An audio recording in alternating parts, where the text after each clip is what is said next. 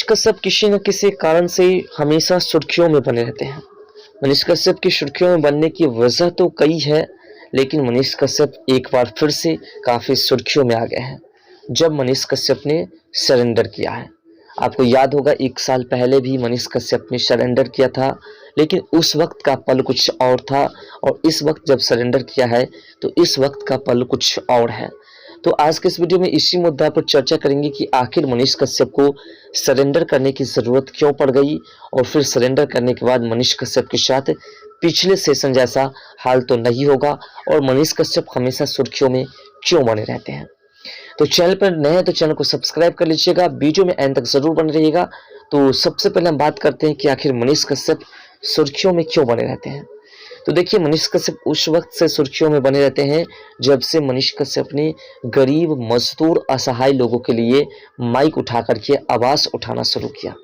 उसके बाद मनीष कश्यप अपनी सिलसिला को आगे बढ़ाते गए। मनीष कश्यप के ऊपर कई एफआईआर दर्ज हुए और उसके बाद जब मार्च आया तो मनीष कश्यप ने तमिलनाडु में बिहारी मजदूरों के प्रकरण को लेकर के वीडियो प्रसारित किया और जिसके बाद मनीष कश्यप के ऊपर एफआईआर दर्ज हुई। फिर लगातार एफआईआर पर एफआईआर चलता रहा और यह सिलसिला बिहार से लेकर के तमिलनाडु तक चला गया। जब मनीष कश्यप ने सरेंडर किया तो उसे तमिलनाडु ले जाया गया और तमिलनाडु में मनीष कश्यप के ऊपर एनएसए लगा दिया गया और उसके बाद उसे 9 महीने तक जेल में रहना पड़ा।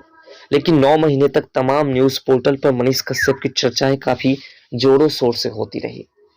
अब मनीष कश्यप के ऊपर फिर से जो है एक एफआईआर दर्ज हुआ है और जिसको लेकर के मनीष कश्यप ने सरेंडर किया है।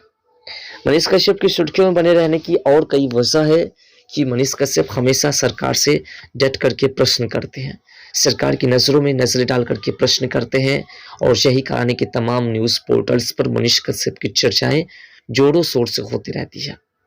इस बार मनीष कश्यप के ऊपर आदर्श आचार संहिता उल्लंघन के मामले में मोतिहारी कोर्ट में जो है मनीष कश्यप को सरेंडर करना पड़ा है। इसकी वजह यह थी कि मनीष कश्यप के ऊपर आदर्श आचार संहिता उल्लंघन का मामला दर्ज किया गया था उन्हें, लेकिन मनीष कश्यप ने सरेंडर किया है मोतिहारी कोर्ट में और उन्हें नियमित जमानत भी मिल गई है। जहां मोतिहारी जिला प्रशासन को ये सूचना मिली थी कि विगत दिनों मनीष कश्यप छौड़ादानों के दरपा थाना क्षेत्र के नरकटिया बाजार में बिना अनुमति के विशाल सभा की थी और इसके बाद छौड़ादानों अंचलाधिकारी के आवेदन पर दरपा थाना में एफआईआर दर्ज की गई थी। इससे पहले जब मनीष कश्यप के ऊपर एफआईआर दर्ज की गई थी तो वो बिहार में थे और तमिलनाडु में थे और वो मामला कुछ और था। लेकिन आपके मन में ये भी प्रश्न उठेंगे कि आखिर मनीष कश्यप सरेंडर नहीं करते तो फिर मनीष कश्यप को जो इलेक्शन है उसमें कोई मुश्किलों का सामना करना पड़ता। तो इस बात पर भी हम चर्चा करेंगे कि आखिर क्या होता। लेकिन सबसे पहले मनीष कश्यप ने जो है सरेंडर किया और सरेंडर करते ही मनीष कश्यप को नियमित रूप से जमानत मिल गई। एफआईआर दर्ज होने के बाद जो है मनीष कश्यप की मुश्किलें बढ़ गई थी और उन पर गिरफ्तारी की तलवार लटकने लगी थी। ये खबर जंगल की तरह जो है और जंगल की आग की तरह पूरे क्षेत्र में फैल गई थी और पुलिस उनकी तलाश में थी।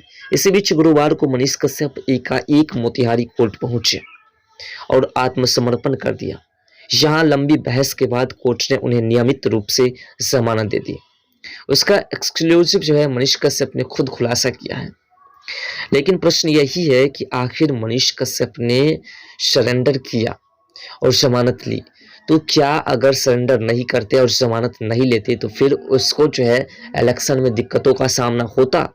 तो देखिए दोस्तों, मनीष कश्यप के ऊपर एफआईआर दर्ज थी और मनीष कश्यप प्रचार प्रसार करने के लिए निकलते, लेकिन जब एफआईआर दर्ज थी तो प्रशासन उसको ढूंढ रही थी कि किस वक्त गिरफ्तार कर लिया जाए और इस गिरफ्तारी से बचने के लिए मनीष कश्यप ने प्रशासन के पास सरेंडर नहीं किया, क्योंकि आप भी जानते हैं प्रशासन के पास अगर सरेंडर करते मनीष कश्यप तो उसका हाल पुराने सेशन जैसा हो जाता। इसलिए मनीष कश्यप ने डायरेक्ट कोर्ट में सरेंडर करना उचित समझा और कोर्ट में सरेंडर करते ही बहसबाजी चली और मनीष कश्यप को नियमित रूप से जमानत मिल गई। अब मनीष कश्यप को जमानत मिल चुकी है। अब मनीष कश्यप किसी भी जगह पर जाकर के प्रचार प्रसार कर सकते हैं, उसे कोई रोक नहीं सकता है। बस उन्हें आदर्श आचार संहिता को लेकर के जो है उनके परमिशन मिलना ज़रूरी है, उन्हें परमिशन लेना होगा, क्योंकि बिना परमिशन के किसी भी क्षेत्र में कोई नेता प्रचार प्रसार नहीं कर सकता है। तो मनीष कश्यप के लिए ज़मानत लेना काफ़ी ज़रूरी था, क्योंकि एफआईआर दर्ज होने के बाद जब उनके जिस नेता के ऊपर एफआईआर दर्ज होता है, वो नेता प्रचार प्रसार करने के लिए नहीं निकल सकते हैं, क्योंकि अगर ऐसा करते हैं तो किसी भी वक्त प्रशासन उन्हें गिरफ्तार कर सकते हैं। मनीष कश्यप ने कहा कि यह एक राजनीतिक साजिश के तहत हमारे ऊपर जो मुकदमा दर्ज कराया गया था, यह एक राजनीतिक साजिश है और साजिश के तहत ही हमारे ऊपर मुकदमा दर्ज कराया गया था।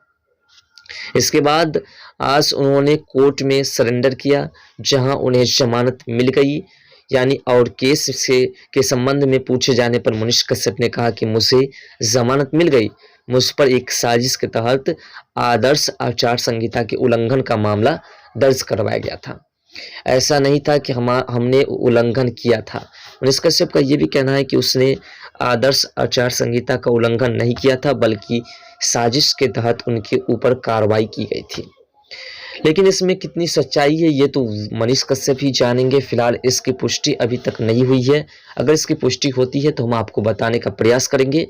चैनल पर नए तो चैनल को सब्सक्राइब करके ज़रूर रखिएगा, जिससे कि नोटिफिकेशन मिलता रहे। मनीष कश्यप को अब जो प्रचार प्रसार करने में किसी प्रकार की दिक्कतों का सामना नहीं करना पड़ेगा। और आपके हिसाब से क्या लगता है कि मनीष कश्यप जो है जिस प्रकार से प्रचार प्रसार कर रहे हैं और जो भारी मात्रा में सभा को संबोधित कर रहे हैं, जिसको लेकर के मनीष कश्यप के ऊपर एफआईआर भी दर्ज हुआ था, तो क्या मनीष कश्यप आगे ऐसी ही सभा को कर पाएंगे या मनीष कश्यप को परमिशन ही नहीं मिलेगी? तो इसमें देखिए, मनीष कश्यप के ऊपर जो मामला दर्ज हुआ है, इसमें मनीष कश्यप को किसी न किसी तरीके से राजनीतिक से प्रेरित किया गया है, लेकिन इसकी खुलासा नहीं हुई है, ये बात सत्य है, लेकिन हुआ होगा। मनीष कश्यप प्रचार प्रसार के लिए फिर से निकलने के लिए परमिशन मांग रहे हैं। मनीष कश्यप को परमिशन मिलती है या नहीं, ये आगे देखने वाली बात होगी। फिलहाल मनीष कश्यप ने कहा कि ये सब खेल अब चलता रहेगा, क्योंकि मैं सत्य बोलता हूं और सत्य बोलने वाले के साथ ये सब खेल होता रहता है। इसके अलावा उन्होंने यहाँ के राजनीतिक दलों और यहाँ के सबसे पिछड़े क्षेत्र को लेकर के जमकर के अपनी भड़ास निकाली।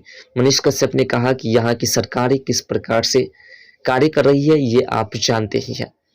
मनीष कश्यप ने यह भी कहा कि हम अगर जिस क्षेत्र से चुनाव लड़ते हैं, उस क्षेत्र से जीत हासिल करते हैं, तो उस क्षेत्र में 1 लाख लोगों को रोजगार जरूर देंगे।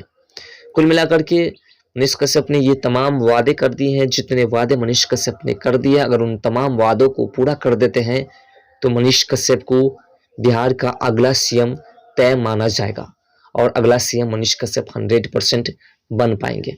फिलहाल आपके हिसाब से क्या लगता है, अपना राय कमेंट सेक्शन में ज़रूर दीजिएगा। मिलते हैं नेक्स्ट वीडियो के साथ, तब तक के लिए बाय। जय हिंद, जय भारत, जय बिहार, जय मिथिला।